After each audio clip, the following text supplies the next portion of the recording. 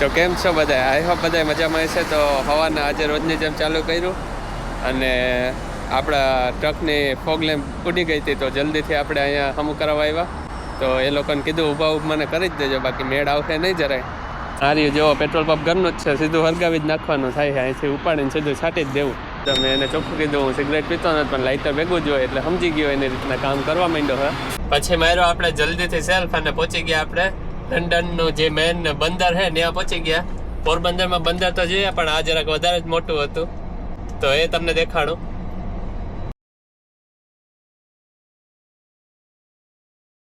આપણે આપણી જગ્યાએ જલ્દીથી આ ટ્રેલર ઉપાડી લઈએ.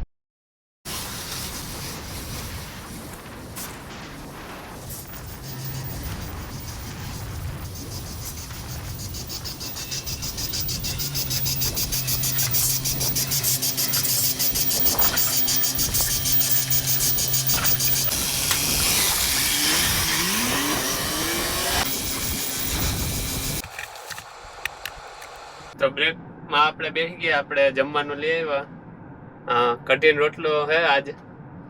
તો ચૂરતા આવડતું તો નથી, પણ ટ્રાય કરીએ.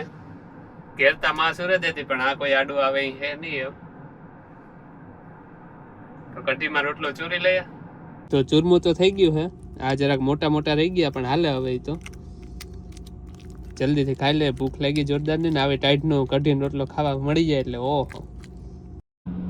તો લીલો ઝંડો થઈ ગયો. હાલો તો જલ્દીથી નીકળી જાય અહીંથી, મને કંટાળો આવતો હતો.